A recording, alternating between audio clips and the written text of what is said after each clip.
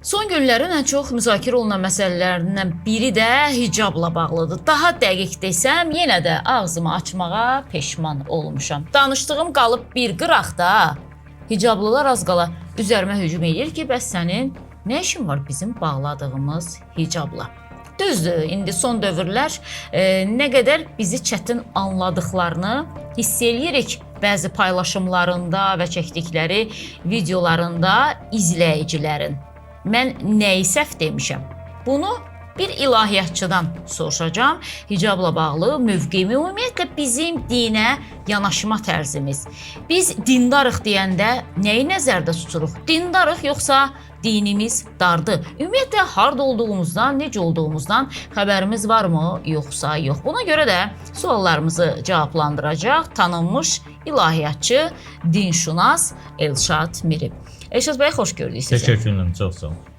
Elşad bəy, son günlər belə bir fikir səsləndirmişdi. Məktəbdə hicab və ya niqabla məktəblilərin məktəbə getməsi. Məktəb yaşlı uşaqlarınızı azad buraxın, qoyun böyüyəndə onlar sərbəst həyata qədəm qoyanda özləri qərar versinlər ki, onlar örtünmək istəyirlər, yoxsa yox. Buna görə 60 yaşlı hicablı xala da mənimlə bağlı video çəkdiyi adını bildirdi ki, sənin nə işin var bizim hicabımızdan, hansı ki mən onların hicabına toxunmamışdım. Söhbət burada məktəb uşaqlarından gedir. Ümumiyyətlə hicab məsələsində baskı ola bilərmi? Məsələn, bir atanın övladı üzərində baskısı. Yəni 7 yaşlı uşaq nə anlayır ki, hicabın çəkisi, hicabın ağırlığı o baxımdan? Əslində uşaqların uşaqlığını yaşamağı daha doğrudur. Yəni biz onlara hər hansısa bir formada müəyyən bir öz düşüncələrimizi, fikirlərimizi aşılamaqla sanki onları yönləndiririk və bizim nümunəmiz kimi, bizim istədiyimiz bir insan kimi formalaşmağını istəyirik. Amma mən həmişə tərəfdarıyam ki, biz uşaqları sərbəst buraxdığımız zaman daha azad fikirli yetişirlər, daha şəxsiyyətli olurlar, öz düşüncələrini, öz fikirlərini daha rahat şəkildə ifadə edə bilirlər. Məktəblərlə bağlı belə bir qadağan olmasının heç bir zaman tərəfdarı deyiləm. Sadəcə olaraq bu günlərin ibtidai sinifdə gələn uşaqların həqiqətən onlar hicabdır, təsəttürdür və yaxud da müxtəlif adlarla adlandırılan məsələlərin olmağının tərəfdarı deyiləm. Niyə deyiləm, onu da deyim. Çünki o uşaq üçün heç dini yöndən həmin adamların dini düşüncəsinə görə belə o vacib deyil həmin yaşlarda. Sadəcə bu günlərin bəzi valideynlər iki səbəbdən buna yanaşırlar. Birinci səbəb odur ki, həmin o uşaqları dindar yetişdirməyə çalışmaq üçün buna cəhd edirlər. Bəziləri səmimi şəkildə, bəziləri də ətraflarındakı, çevrələrindəki insanlara özlərinin dindarlığını biruzə vermək üçün, göstəriş üçün buna gedirlər. Ona görə də bunların müəyyən çətinliklərin yarandığını görürük. O uşaqlar da bu müəyyən anlamadan bunu etdiklərinə görə müəyyən bir dövrdən sonra hətta sinifdə olsun, başqa bir çevrədə olsun, başqalaşdırıldıqlarını və yaxud da özgələşdirildiklərini, həmin o danışıb, söhbət eləmək istədikləri insanlardan, uşaqlardan uzaqlaşdırıldıqlarını gördükləri zaman içlərində bir travma yaranır, psixoloji bir gərginlik yaranır. Və bəziləri də bunu etiraz eləyə bilər ki, biz onların o zaman qısa yubka və s. giyməyinə, yəni bu günlərim həqiqətən orta məktəbdə, daha doğrusu ibtidai sinifdə biz qız uşaqlarının qısa və yaxud da uzun geyimindən belə söhbət eləyə bilmirik. Həqiqətən uşaq adı üstündə ibtidai sinifdir. Amma müəyyən bir dövrdə böyük bir insanlar ola bilər ki, məsələn 10-cu, 11-ci sinifdə bu adam özü örtübsə, yəni bizim məqsədimiz onun buna sayğı ilə yanaşmağımızdır. Örtənə də hörmətlə yanaşmalıyıq, örtməyənə də. Əsas məktəbdə bu məsələlərin müzakirə edilməsi deyil, elmin, təhsilin, təlimin, tərbiyənin müzakirə edilməsinin tərəfdarıyam. Yəni biz məktəblərimizi bununla önə çıxarmalıyıq. Yoxsa bu günlərin geyim forması olsun, üzərində başörtü forması olsun və yaxud da olmasın. Yəni bu yanaşma doğru deyil. Çünki bu günlərin bəzi məsələlərdə nümunə olaraq bəhbəhlə bəhs elədiyimiz Avropa olsun və yaxud da Yaponiyanın özü olsun və yaxud da Amerikanın özü olsun. Orada bundan bağlı bir qadağalar yoxdur. Əksinə, məsələn, Belçikanın özündə bilirik ki, İslam rəsmi dövlət dinidir. Rəsmi dövlət dini olaraq eyni zamanda məktəblərdə, tədris ocaqlarında İslam da fakultativ olaraq tədris olunur və onu tədris edən insanlar və yaxud da orada gələn şagirdlərin başörtülü olub-olmaması maraqlı deyil. Amma bundan başqa məsələn Azərbaycanda hər nə qədər xüsusi ixtisaslaşmış bir məktəb olsa, Yahudi məktəbi də var. Orada da məsələn oğlanlar kipa geyinərək məktəbə gələ bilirlər. Buna da heç kim heç bir şəkildə etiraz eləyə bilməz. Sadəcə bilirsiniz necədir? Biz zahiri məsələlərə o qədər çox alışmışıq ki, bundan qopa bilmirik. Siz dediniz Yahudi məktəbi, düzdürmü?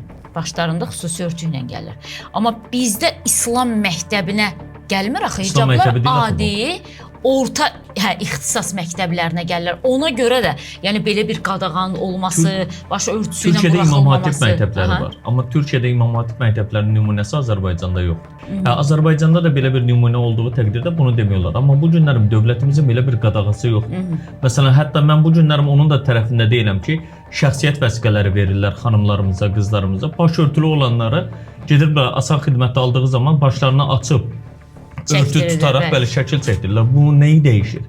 Yəni bu günlərin texnoloji imkanları olduğu zaman, Face ID-lər olduğu zaman bu tanınmağında heç bir problem yoxdursa, niyə biz bunu insanlara qarşı hörmətsiz davranmalıyıq? Bunu da anlamıram. Yəni ona görə bu məsələlər aradan qalxmalıdır. Biz bu məsələləri müzakirə etməli deyilik. Hə, məsələnin digər tərəfini müzakirə eləyə bilərik ki, başa düşmədən belə deyək də, o baskı tərəfinə əslində mən istəyirəm yanaşaq ki. Yəni bu baskı təbii ki, doğru deyil. Dediyim kimi, bu insanlara özlərini göstərməkdir. Amma biri də var ki, həqiqətən elə insan olub ki, mən bildiyim, hətta ərə getmək üçün belə bu başörtüsünə sayğı ilə yanaşılması şərtini qoyaraq ərə gedən insanlar da olub ki, buna da sayğı ilə yanaşıram. Yaxud da tam əksinə bu günlərim başörtüsündən istifadə eləməyən o qədər bizim dürüst, əxlaqlı xanımlarımız da var ki, yəni bu bir kriteriya deyil. Onu əslində soruşacaqdım. Niqab dediyimiz məsələ isə tamam başqadır ki, o hətta gözün təkcə görünməsidir ki, bu da dində olmayan bir məsələdir. Adət-ənənəni gətirib o cürə təqdim edilməsinin nəticəsi olaraq görə biliriz. Bu adət-ənənəni hardan götürüb? Yəni müxtəlif ölkələrdə var. Məsələn, mən sizə bir şey deyim. Bu günlərim bəlkə də çox adamın bilmədiyi İsrailin özündə ultra-ortodoks yahudilik var. Ora baxdığınız zaman orada da qadınlar hətta daha da niqablı bir şəkildə örtünürlər. Və yaxud da xristianlara baxdığınız zaman, məsələn, Vatikana getsəniz, orada da rahibələrin və yaxud da bəzi ölkələrdən monastırlara getsəniz, orada da rahibələrin bu gün müsəlman qadınlardan fərqlənməyən bir şəkildə, yəni müsəlman qadın dediyim örtülü qadınlar, o demək el örtüsü də müsəlman deyil. Yəni onların da örtülü olduqlarına şahid ola bilirik. Və yaxud da bizim keçmişimizdə, elə indinin özündə bəzi bölgələrimizdə, kəndlərimizdə qəsəbələrimizdə kəlağayı örtüldüyünün şahidi oluruq. Yaxud da müəyyən deyək ki, iqlim forması dəyişdiyi zaman orta məktəbə gələn qızlarımızın belə başlarına soyuq olmasın deyə müxtəlif şallardan istifadə elədiklərinin şahidi oluruq. Yəni ona görə deyirəm ki, bu məsələ həqiqətən müzakirə mövzusu olmamalıdır. Bu bizi geri salır. 15 il əvvəl belə bunu müzakirə eləmişik. İndi təkrar üzərindən 15 il keçib, yenə də eyni şey müzakirə etmək məni də sıxır həqiqətən. Sizcə bugün dinlə bağlı biz nəyi müzakirə eləməliyik ki, o məsəl üçün çox önəmlidir? Məsələn, bu günlərin bunu mən Təhsil Nazirliyinin təşkil elədiyi bir tədbirdə də qeyd elədim. Biz bu günlərin məsələn oxu deyə Quranda əmr edilən ayə var və rəvayətlərə görə bu gələn ilk ayədir. Oxu deyəndə nəyi oxu? Əgər Quranın ilk gələn ayəsidirsə, burada deməli ki, Quran oxumaqdan getmir söhbət. Çünki ilk ayəsidir, başqa Qurandan heç bir ayə yoxdursa, nəyi oxumalısan? Deməli ki, ətrafda gördüklərimizi oxumalıyıq. Ətrafda gördüklərimiz nədir? Məsələn, Qurana baxdığımız zaman, heyvanlarla bağlı məsələni öyrəndiyimiz zaman, oxuduğumuz zaman bu zoologiyadır. Və yaxud da çevrəmizdəki nəbatətlə bağlı olanları oxuduğumuz zaman bu botanikadır.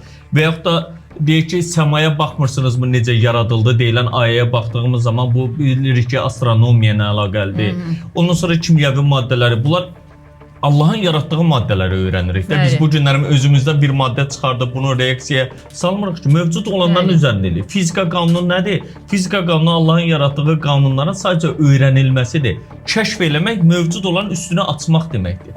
Yəni biz bunu öyrətsək ki, həmin o şagirdlərimiz, gənclərimiz oxuduqları dərslərə görə, fənlərə görə savab qazanırlar. Və bu ən gözəl olmazmı? Həmin o insanlar buna da istəyərək, arzulayaraq gəlirlər. Bilərlər ki, bu günlərim nə qədər məktəbdə oxuduqları dərslər, fənlər varsa, bu onların ancaq faydasına olan bir məsələdir, nəinki zərərdir. Bəs onda necə olur ki, məsəl üçün Azərbaycan bəzi bölgələri var ki, övladları 3-cü və yaxud da ki 5-ci sinifdə oxuyanda məktəbdən çıxardırlar. dindar olanlardan danışıram, dindar kəsim ki, yox bizim İslamda belə oxumaq filan, hansı ki bəli siz də deyirsiniz ki, Quranın ilk buyurduğu oxumaqdır.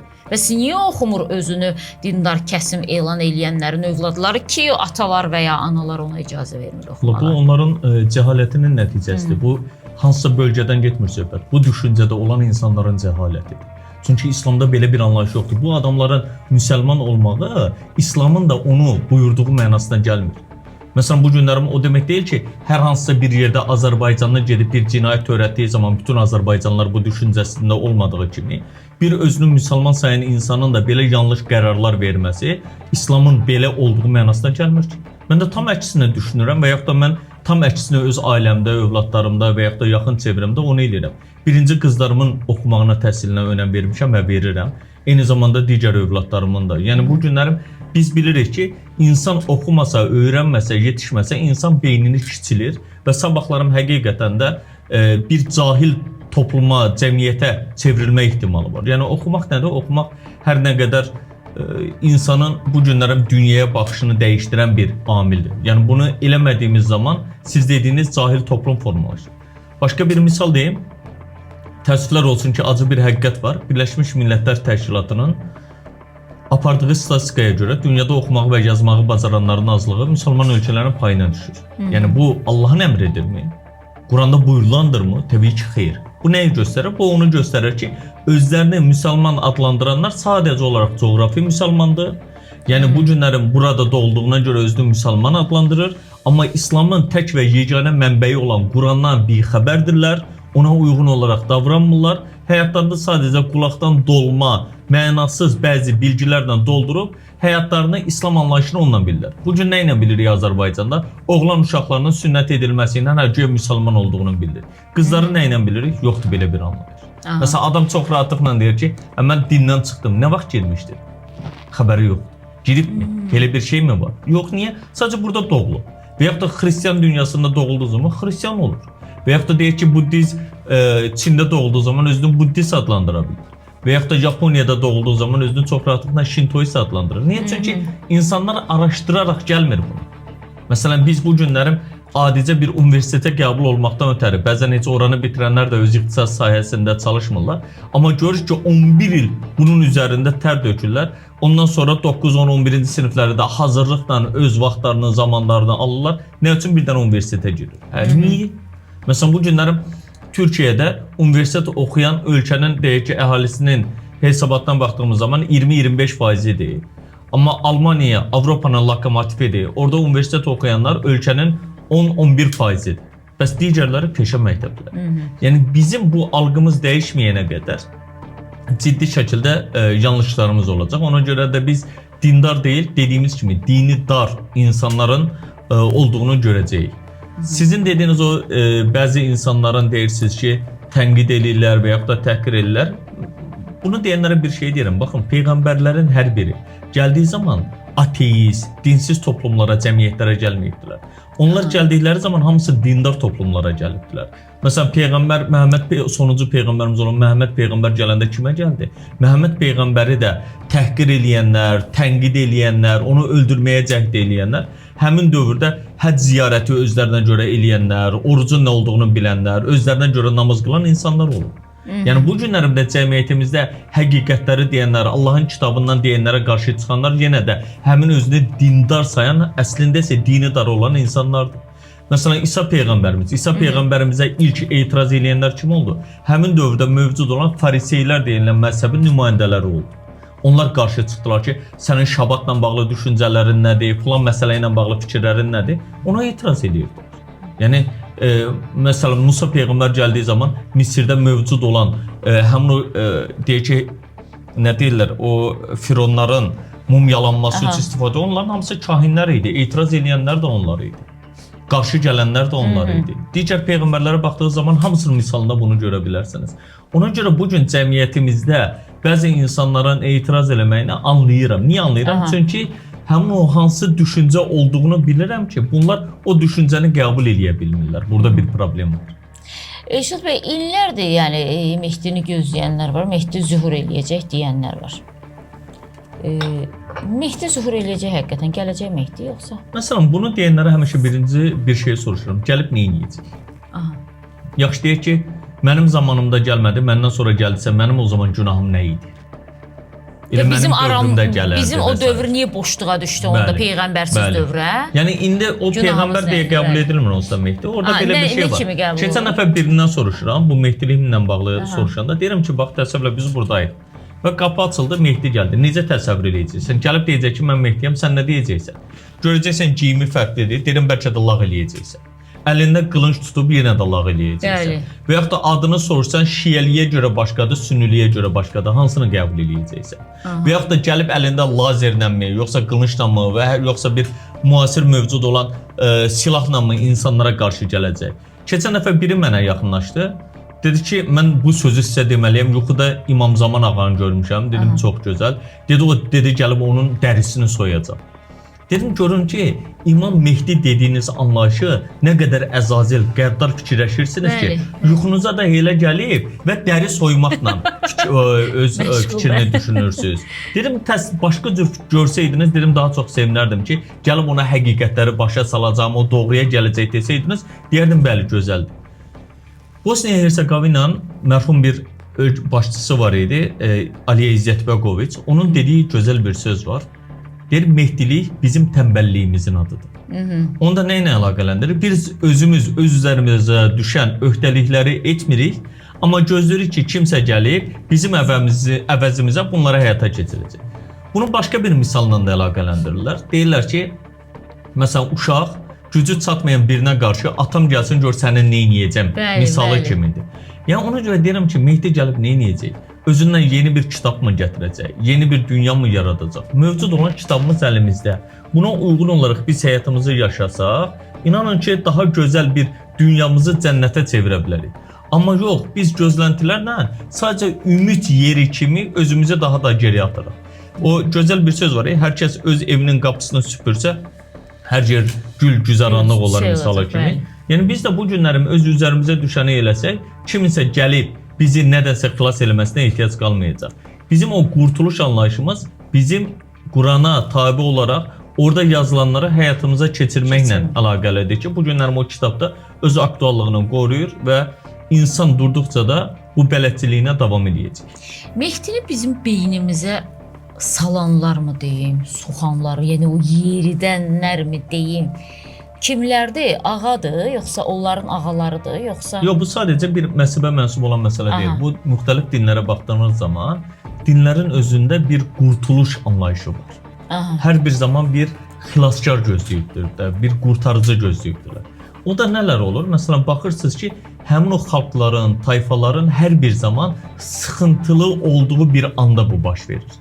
Məsələn, deyək ki, Yahudiliyin özündə məsələn Meşiyah gözləntisi var. Onlar niyə gözləyirdilər? Çünki Romalıların onlara qarşı basqınları, sürgünləri, ondan başqa deyək ki, mövcud olan həmin bu günlərim ağlama divarı olaraq bildiyimiz Qərb divarının, oradakı məbədin dağıdılması, onların artıq qurban ibadətlərini həyata keçirə bilməməsindən sonra Davud nəslindən, yəni Kral Davud nəslindən bir şəxsin gəlib onları xilas edəcəyi gözləntisi var idi. Və yaxud da xristianlıq. Xristianlığın özü, məsələn, imperiya dini olana qədər illərlə, hətta əsrlərlə çox ciddi baskılara, təzyiqlərə məruz qalır. Hətta maraqlıdır ki, onların xristian yazarlardan biri belə bir ifadə işlədir.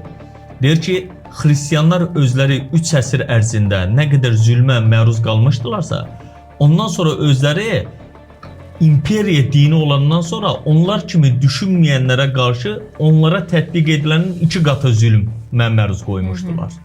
Yəni onu göstərir ki, məsələn, onlarda da bu Məsih anlayışı var idi. Onlar da gözləyirdilər ki, millenium olacaq, 1000 illik, məsələn, İsa gələcək, ona hər kəsi dirildəcək, təzədən mühakimə eləyəcək, ondan sonra onlara inanmayanları cəzalandıracaq, inananlarla 1000 il yaşayıb, ondan sonra göy üzünə, səmaya qalxacaq deyə bir inanış var. Sonra baxırsınız, Hinduizmdə inanış var. Buddizmə baxırsınız, Buddizmdə də belə bir inanış var. Həmişə bir gözlənti üzərində qururlar. Çünki bu olduğu zaman insanlarda bir ümid yeri kimi elə deməsin, bəlkə də insanlar ümidi elədir ki, nə isə uğrunda yaşayırlar. Əlimizdə kitab var. Kitab olmasa, həmin oradakı həqiqətlər qəliz olsaydı, başa düşülməz olsaydı, anlaşılmaz olsaydı, bəli bu deyilənlər həqiqət idi ki, kimsə təzədən kitab gətirəcək. Kitab var. Bu günlər həmin kitabı digital ortamda da, virtual ortamda da rahatlıqla əldə edib oxuya bilirik. Hər hansı bir formada əl çatandır.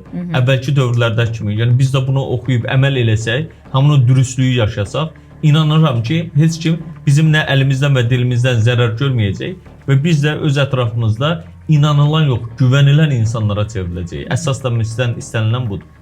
Məsələn, indi özünü dində adlandıran, çox tez-tez sual verirlər də, bir də görürsünüz ki, siz namaz qılırsınız. Hicab qadının əxlaqıdır. Mən hicabsızam deyə əxlaqsızam. Yox, ona mən söhbətin əvvəlində toxundum, ancaq belə bir şey var. Mən həmişə ətrafımdakı insanlara, dostlarıma da deyirəm ki, Allahın bizdən soruşacağı sualları biz insanlardan soruşmayaq. Çünki namaz qılmaq, oruç tutmaq və digər ibadətləri eləmək Allahla insan arasındadır. Biz ondan soruşmuşuq mu, bir ehtiyacın varmı? Sənin bir çətinliyin varmı? Bunu aradan qaldırmaq üçün nə eləyə bilərik? Əlimdən nə gəlir? Özüm eləyə bilməsəm belə kimlərəsə vasitəçilik eləyə bilərəmmi? Ya bunu soruşmalıyıq biz insanlardan. Məsələn, adam gəlir ki, sən oruç tutursanmı, tutmursanmı? Deyirəm, sənə nə? Yəni bu Allah məndən soruşa bilər, Allaha cavab verəcəm. Allahın buyruğudur Qurani-Kərimdə.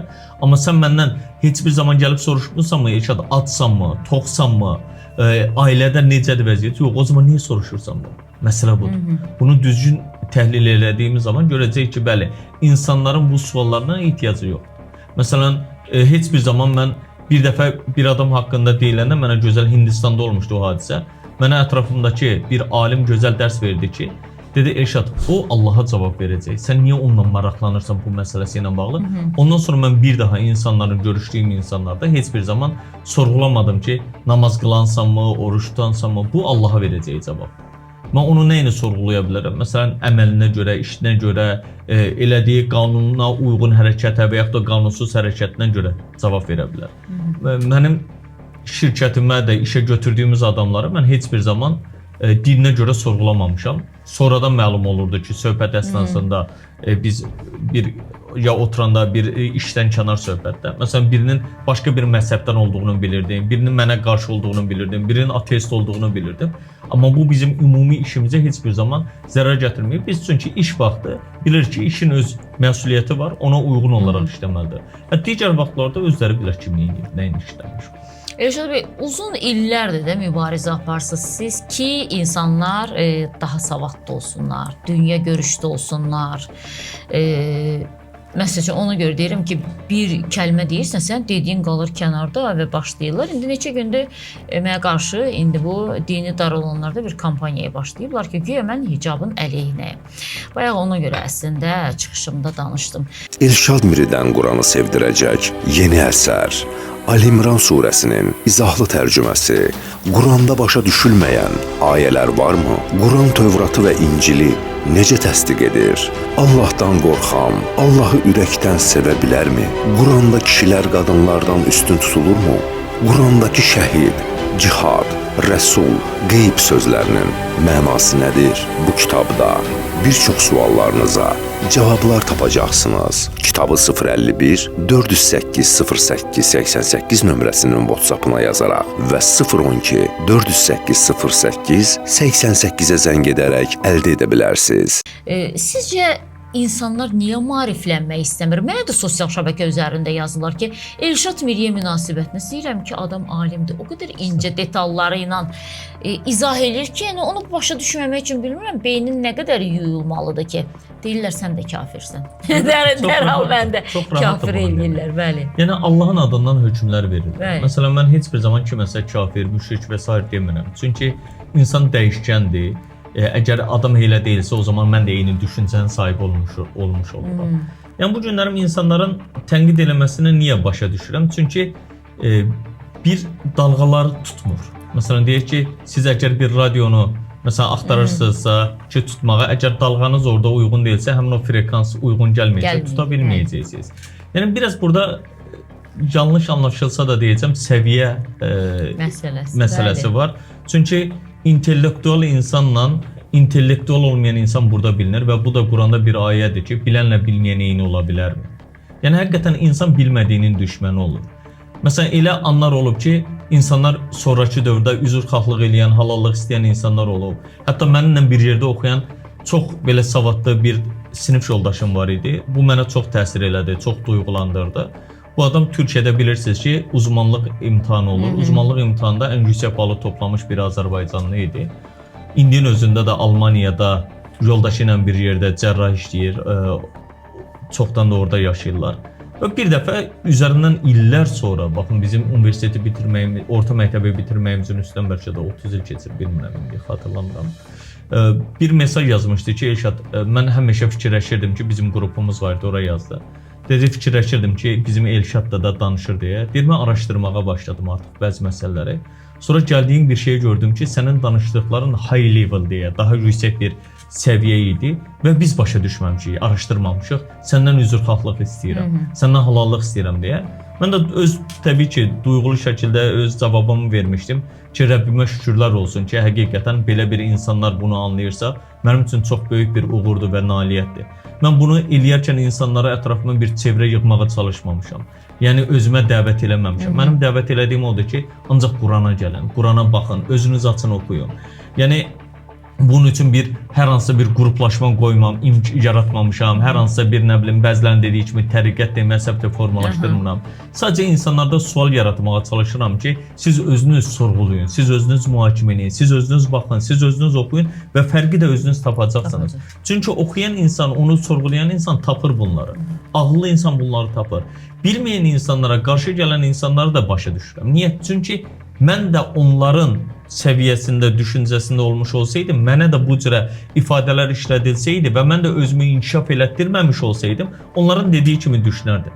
Ona görə məsələn, mənim bu dünyanı gəzməyimdir, sonra bəzi, məsələn, biri var nəzəri olaraq oxuduğum kitablar, bir də var həmin o oxuduqlarımın gözümlə görməyim. Dünyanın məsələn 79 ölkəsində olmuşam, təzəlikcə məsələn bizim bir beynəlxalq simpoziumda çıxışım var idi. O ərəfədə fürsət düşdü. Məsələn, Mərakeşə gedib orada Mərakeşin özündə onların başqa bir məzhəbdə olmaları, həmin oradakı ən böyük məscidlər idi. Casablanca'dakı olan dünyanın o Atlantik okeanın üzərindəki məsciddə onların oxuduqları Quranın, sonra qiraətlərin fərqli olması və s. Orada tanışdığımız insanlarla görüşməyimiz, sonra dünyanın bu günlərində UNESCO tərəfindən qəbul edilən ilk qədim universitetinin orada olması və bunun da bir qadın tərəfindən təsis edilməsi. Yəni bunlara hamısını gördükcə insanın həqiqətən dünyaya baxışı dəyişir. O Amerikanların istifadə elədikləri bir termindir, amma mən buna həmişə istifadə edirəm ki, müxtəliflik bizim zənginliyimizdir. Biz fərqli düşüncələrə qarşı daha açıq olduğumuz zaman daha çox şeyləri öyrənəcəyik, daha çox şeylər götürəcəyik. Amma yox, biz özümüzü qapadığımız zaman o psixologiyada da bir anlayış var. Siz həqiqətləri danışsanız belə, mən şuur altında, bilinç altında, təhtil şuurda, əgər özümün öz mahnımı oxumağa davam edirəmsə ki, sizi dinləməyim, eşitməyim, o zaman mən sizin dediklərinizin qızıldan da olsa, söz sərrafı belə olsanız, onları qəbul edə bilməyəcəm. Çünki ona qarşı qapıları bağlamışam. Problem buradan yaranır. Amma normal insanlar var ki, bir də görürsünüz ki, söhbət əsnasında və yaxud da hər hansısa bir videodan sonra çox rahatlıqla müzakirələr eləyəndə həqiqətləri görə bilirlər. Yəni mən ona görə bunları mübarizə olaraq deyil, mən maarifləndirmə olaraq görürəm apardığım işi. Və maarifləndirmənin də bəli bilirəm ki, acı nəticələri də olur, amma gözəl nəticələri də olur. Əsas odur ki, bu günlərim ölkə əhalisinin belə 1% bunları qəbul eləyə bilərsə, başım gözüm üstə, o insanlara qarşı sayğım, hörmətim hər zaman var. Olmayanlar haqqında da, qarşı gələnlər haqqında da həmişə Rəbbimə elədiyim duadır ki, ey Rəbbim, onlar bilmirlər, bilmədiyinə görə bunu eləyirlər. Və mən də çalışıram ki, o gözəl insanların mənim haqqımda olan düşüncələrinə həmişə amin deyirəm ki, Rəbbim onların düşündüklərinə məni layiq olan bəndələrindən eləsin. Elşad bəy, bu yaxınlarda bir video çıxdı qarşıma sosial şəbəkə üzərində. Bir içki düşkünü danışırdı. Deyirdi ki, biz bu dünyada içirik. Deyirlər ki, haramdır. Zənən xeynaqları ilə bir yerdə olmaq istəyirik. Deyirlər ki, zina eləyirsiniz. Amma deyirlər ki, o bir dünyada hurilər, mələklər sizi gözləyir və şərab sizə vadələrdə gətirəcəklər. Deyir elə o dünyada halaldırsa, qoyun bu dünyada da halal olsun. Gerçəkdən bu necə bir məntiqdir ki, bu dünyada haram olanlar o dünyada bizə Allah mı halal eləyir, yoxsa burada da yenə də hansısa hədislərdə filanlarda və yaxud da ki, insan beyninin məhsulu var burada?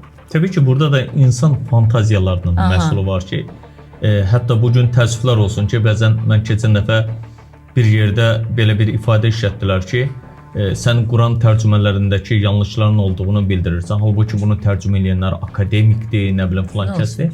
Və mən onlara dedim ki, baxın, qıraqdan siz o insanlar sizin üçün əl çatmaz olub. Amma mənim müəllimim olub və ya da magistrda elmi rəhbərim olub.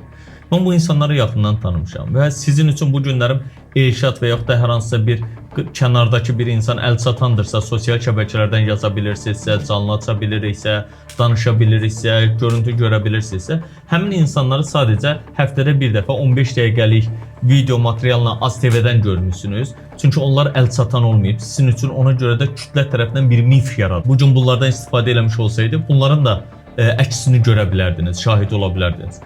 Amma bu insanlarla bağlı qeyd edirəm ki, həmişə baxın, özünüz həmin o tərcümələrə baxdığınız zaman bu cürə tərcümə verilə bilərmi? Çox biabırçılıq deyilmi? Hətta bəzi ayələrin onların verdikləri tərcümələrə görə bəzi filmlərdə və yaxud da sənətli filmlərdə qeyd edildiyi kimi üstəgəl 18 min yazaq. Neyniyək? Yəni bu mu olmalıdır? Ona görə də bu günlərin bəzi məsələlər, burada məsələn içki haramdırsa, mən orada niyə içmək istəyim? Əgər içib özümü apara bilməyəcəmsə, orada yenə də belə necə deyim, ağır deyil, daha yüngül bir formada insanların qarşısına çıxacamsa, nə dediyimi bilməyəcəmsə, bu niyə orada halal olmalıdır? Yaxud da burada haram olan, orada huri, burada heç nə olmaz, amma orada veriləcək mənasında. Bu nə təfəkkürdür, bu nə yanaşmadır? Eyni təfəkkürü düşüncədə olan insanlara başqa bir şey də deyirəm. Deyirəm, qardaş, cənnət təkcə kişilər üçün deyil, həm də qadınlar üçündür. O zaman ora gedən qadınlara kişilər mi veriləcək? Və yaxud da onların gözündə belə qəşəng fantaziya qurduqları insanlar mı veriləcək? Buna nə ad verəcəksiniz? Sizin düşüncəniz budurmu? Yəni insanların təəssüflər olsun ki, təsəvvürləri, cənnət təsəvvürləri, cəhənnəm təsəvvürləri çox bəsit qalır. Orada şərab deyil, şərab dediyimiz maye deyə bildiyimiz məsələdir ki, bu günlərim ərəb dilində işlənən şərab o mayedir ki, yəni mayenin təqdim edilməsidir. Müxtəlif bu günlərim cürbəcür mayələr var ki, içdiyimiz zaman bəli hər bir meyvədən və s. biz bundan ləzzət ala bilirik, misal üçün. Yəni bizə anlaya biləcəyimiz şəkildə bildirilir. Məsələn, bu günlərim siz gözünüzü yumsanız, özünüzdən yeni bir rəng ortaya çıxara bilmərsiniz. Mövcud olanların üzərindən ancaq biz danışa bilirik. Və yaxud da biz yeni bir, hər nə qədər fantaziyamız güclü olsa da, özümüzdən yad planetli formasını necə görəcəyik? Gözünü burada mı görəcəyik, burnunu burada mı görəcəyik bilmirik. Yəni, mövcud olanlar üzərindən eləyirik və yenə də görürsünüz, göz və burundan istifadə elədim. Yəni, mövcud olanlar üzərindən. Allah bizə bizim anlaya biləcəyimiz şəkildə izah edir. Və deyir ki, ona görə də bizim xəyalımıza belə gətirə bilməyəcəyimiz məsələlər olacaq. Xəyala gətirə bilməyəcəyimiz məsələlər nədir? Bu günlər həqiqətən, yəni dünyanın ən bu günlərim ləzzət dediyimiz məsələsini bir neçə dəqiqə ərzində əgər yaşayırsansa, ondan sonraki o ləzzəti yaşaya bilmirsənsə, deməli ki, bu belə davamlı olduğu zaman o ləzzət olmur. Yəni insanın bu günlərin bizim dostlarımız var. Elədiyimiz 3 saat, 4 saat, bəzən başqa yerdə qəribə gəlir evdə, ailələrdə. Deyir ki, bizim orada həmin həftə yığışdığımız o ləzzəti biz başqa heç bir şeydən ala bilmirik. Çünki niyə? Dərin məsələləri müzakirə edirik, yeni fikirlər ortaya çıxır, bunların müzakirəsindən əldə elədiyimiz yeni bilgilər olur. Bunun üzərindən öz həyatımıza müsbət mənada yön veririk və yaxud da başqa bir insanın dəstək olmaq üçün orada əlimizdən gələni eləyirik. Bunlar hamısı dəyişkəndir. Sadəcə ona görə deyirəm ki, bəzən elə məsələlərdə baxıram ki, din məsələsində elə tərcümələr, elə rəvayətlər, elə xətalar ortaya çıxarıbdılar. Bunu danışarkən, insanlara çatdırarkən belə həqiqətən utanaraq çatdırıram. Xəcalət çəkirəm bəzən. Ki, yəni bu Allahın dediyi din ola bilməz. Məsələn, misallar verirəm ki, açın özünüz baxın. Filan ayəyə baxın, bu cürə tərcümə verilə bilərmi? Bir misal verim sadəcə bundan bu sualınızı yekunlaşdıracağım. Bilirsiniz ki, Azərbaycanın o ilk Azərbaycan dilində mövcud olan əlimizdəki tərcümə Mir Məhəmməd Kərim Bakuviyə aiddir. Həmin o tərcümənin də sponsorluğunu Hacı Zeynalabdin Tağıyev eləyir. Hətta həmin o kitabın ağrıtdığı qədərmi, yoxsa adamın özü ağrıtdığı qədər bilmirəm, qızıl verdiyi bildirilir. Bu adamın tərcüməsinə baxsanız, bu günlərim Azərbaycan dilində var. Satışda olmasa da əldə eləmişdim bunu sağ olsun dostlarımızdan. Baxıram məsələn, başqa təfsirlər də eynisini verib. Həmin adam da sadəcə onu Azərbaycan dilində veribdir. Götürür əgər bir yerdə siz deyək ki, adını qoyurlar fəth eləmək, bir yeri işğal elədiyiniz zaman, müharibə olduğu zaman, orada ələ keçirilən bir qadın olursa, evli olub olmadığından asılı olmayaraq sizinlə münasibət yaşaya biləcəyini qeyd olunur. Mən də deyirəm ki, gəlin buna başqa cür yanaşaq. Təsəvvür eləyin ki, biz Bakıda oturduğumuz yerdə Şuşada yaşayırıq. Bakıda oturduğumuz yerdə və yaxud da deyək ki, Təbrizdəyik, yaxud da başqa bir yerdəyik. Hər hansısa bir, elə bilin ki, başqa dinlənik.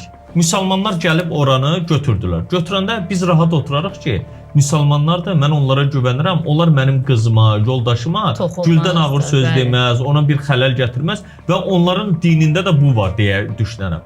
Amma sənin dinində əgər belə bir tərcümə verirsən ki, evli belə olsa özü xanımın kimi istifadə edə bilərsən, üzr istəyirəm bu ifadəyə görə də, bu o zaman sənin dininə də, sənin güvənliyinə də, sənin təhlükəsizlik anlayışına da, sənin əmin-amanlıq anlayışına da zidd olan bir şeydir ki, bunu normal ağlı başında olan insan heç bir zaman qəbul edir. Araşdırırsınız tərcüməsində ki, belə bir biabırçılıq, biədəb tərcüməni necə veriblər? Təəssüf ki, veriblər. Bunu indi nə deyək? Deyək ki, həmin adam haqlı mı eləyib? Keçmişdə yaşadığına görə, bu qədər də ona dəstək olunduğuna görə düz mü eləyib? Yaxud da başqa, məsələn, təfsirlər var. Təfsirlərə baxırsınız ki, eynisini onlar da davam elətdirir. Yəni, neyək biz bunu? Həqiqətən Allahın belə bir Allah olduğu təsəvvürünü mü yaradaq? Mümkün deyil. Doğru deyil. Siz sosial şəbəkələrdə yəqin ki, olursunuz. Bəli. Bu yaxınlarda Velizar deyə birisi çox-çox populyardır. Bu yaxınlarda 2-3 gün bundan öncə 85.000 adam var idi onun canlısında və neçə gündür də bir neçə xəstə uşağı müalicəsi üçün pul yığır. Hətta bir belə deyək də məlumat da verdilər ki, 15 dəqiqə 10.000 manat pul yığdı bir xəstə uşağın müalicəsi üçün. Və ona müraciət edənlər arasında hicablı xanımlar da var. Mən əslində ona görə verirəm bu sualı sizə. Biz dindəyik. Mesela Allah deyir ki, mənim yaratdığımsan, özünə müdaxilə eləmə, mən səni necə yaratmışamsa. Varmı belə bir hədismi, nəmi, yoxsa mən səhv bilirəm? Xeyr, elə bir şey yoxdur. Yəni, tutaq ki, qadın kimi doğulanlar sonra özünü kişi eləyə bilərsə, bu günah deyil. Və ya da kişi kimi doğulanlar sonra özünü qadına çevirərlərsə, günah varmı? Əlbəttə, Allah səni necə yaradıbsa, o cürə də qalmalısan. Məsəl üçün, indi bunların özlərinin həyat tərzi var. Amma onun özü də bir problemdir. Çünki mən o sahnə mütəxəssisi ilə bir müsahibə almışdım. Profesör Zeki Bayraqdar deyə. O adamların çox ciddi psixoloji travmalar yaşadıqlarını və nə qadın kimi sonradan qadın ola bildiklərini, nə də kişi kimi ola bildiklərini, o müxtəlif əlavə olunan orqanlarında heç bir özəlliyi və xüsusiyyəti olmadığını, bunu da istifadə edə bilmədiklərini qeyd etmişlər. Sonra digərlər xanımların da bəzən o xanım kimi özlərini elətdirənlərin də bədənin onu yara olaraq qəbul elədiyini və hər bir zaman irin ifraz elədiyini və ona görə də ciddi problemlər yaşadıqlarını qeyd eləmişdik. O insanların çox ona görə də aqressiv olduqlarını bildirmişdi. Yəni bu sualı nəyə görə verirəm? Baxdım ki, videoların birində bir hicablı xanım ondan kömək istəyir və deyir ki, bilmirəm qardaşı üçünmü o yardım kampaniyası istəyirdi. Hicablı xanım deyəndə nə təsəvvür edirsiniz ki, yəni o insandır da, yəni hər cürə insan var. Yox, mən anlayıram. Sadəcə bir məsələ var ki, tutaq ki, məni hicab taxmadığıma görə və yaxud da ki, dinlə bağlı sizin dediyiniz kimi və mənim bildiyim doğruları sərgilədiyimə görə mənə deyirlər ki, onsuz da, yəni hicabsızsansa sən şarlatansan, şeytansan, nəsə. Baxın, bu sizə və bizə qarşı olan bir kampaniya var. Hələ mən özümü çəkim də qırağa ki, indi mən bu sahənin mütəxəssisi deyirəm. Sizə qarşı kampaniya aparan o dindarlar necə olur ki, bəs razılıq verirlər ki, hicablı, mömin bir xanım Velizardan kömək istəsin? Valla dediyiniz şəxsi tanımıram, heç tanımaq da istəmirəm açığı. Yəni kimsə kömək eləmək üçün bəzən o belə bir ifadə işlədirlər. Boğulan insan saman çöpündən də yapışar söhbəti. Bəzən bəlkə nə həqiqəti var, görür ki, o məşhurdur və yaxud da nə isə eləyə bilər, o ola bilər. Bilmirəm indi buradakı məsələ nədir. Amma biz bir şey unutmayaq ki, məsələn, mən kənarda bir başörtülü gördüyüm zaman biz təzə vaxtlar insanlarda belə bir fikir formalaşmışdı ki, başı bağlı olan insanlar nə bilim, nə abidəsidir, amma başı bağlı olmayanlar belədir. Bu doğru yanaşma deyil. Sonraki dövrdə bu mövcud olan, formalaşdırmağa çalışan yanaşma dağıldı. Çünki başı bağlı da eyni insandır, başı açıq da eyni insandır. Onların da eyni duyğuları var, digərlərinin də eyni hissləri var. Yəni bunların bir-birindən fərqli yoxdur. Sadəcə biri başını örtür. Məsələn, Türkiyənin özündə bu günlərim sorğular keçirirlər, başı bağlı insanlar İslamın heç məsələn Quranla bağlı soruşurlar, Qurandan xəbəri yoxdur. Rəvayətlərlə bağlı soruşurlar, ondan xəbəri yoxdur. Dinin dığısından xəbəri olmayan insanlar da sadəcə müəyyən deyir ki, ya hər hansısa bir səbəblərdən başörtülü olub və yaxud da bir mədəniyyət olaraq, kültür olaraq örtübdülər. Bu günlərimdə elə davam elətdirirlər. Bunun bir adət-ənənə olaraq davam elətdirirlər. O demək deyil ki, məsələn, hər biri çox rahatlıqla dinin nümayəndəsi və yaxud da təmsilçisidirlər. Bu fikirdən yayınmaq lazımdır. Məsələn, mən başörtülü xanım gördüyü zaman başörtülüyə, başıaçığa nə qədər önəm, əhəmiyyət verirəmsə, dəyər verirəmsə, eyni şəkildə o insana da əməllərinə görə dəyər verirəm. Yoxsa başörtülü olduğu üçün deyil məsələsi. Yəni bu artıq biz bu necə deyim, qoyulan məsələdən ayılmalıyıq biraz. Çünki o anlayış o qədər etiraz edən, müxtəlif formada danışan, yazanlar var ki, yəni bu birmənalı şəkildə qəbul etməyimiz doğru deyil. Bir də bir sual vereyim, son sual bu Məkkədə oğurluq olunması məsələsi ilə bağlı. Məsəl üçün bizdə dini elə aşılamağa çalışır ki, bəziləri Məkkədə oğurluq eləmək istəyirsənsə əlin qurumalıdır havada. Məsələn, mənə görə elə də o qədər müqəddəs görürəm, bilirəm ki, mən Məkkəni. Amma Məkkədə bugün oğurluq olunursa, sizcə biz onda yenə də deyirəm o dini anlayışımız düz deyil, yoxsa Məkkə deyil, adi bir məkandır da orada da oğurluq eləmək mümkündür? Din anlayışımız düzgündür. Biz niyə oran bilməliyik ki, orada olanda insanlar müqəddəsdir, orada olanda hər bir şey güya havadadır, başqa atmosferdə, eyni yerdir. Sadəcə insanlar, bəli, bizdə belə bir fikir formalaşdırıb, həmin yerə getməyə can atır insanlar, getdiyiniz zaman da sanki başqa bir atmosferdə olur. Eyni yerlə bağlı başqa bir yerləri də deyə bilərsiniz. Adam məsələn, kilsəyə də gedəndə eyni ab-havanı yaradılar. Məsələn, mən təzəlikcə Portuqaliyada Fatima deyilən bir bölgədə olmuşdum. Orada da güya bunlar 3 uşaq bir əsr əvvəl Məryəm ananı görübdülər. Ona görə orada böyük bir kilsə tikilibdi. Biri qədimi kilsə, biri müasir kilsə. Gedirlər, şam götürürlər, yandırırlar. Hətta kilsələrdə balaca 1 evro, 2 evroya, 5 evroya olan şamlar olurdusa, orada böyük şamlar var 20 evroya. Daha çox günahını. Məsələn, güya yuyurlar, misal üçün.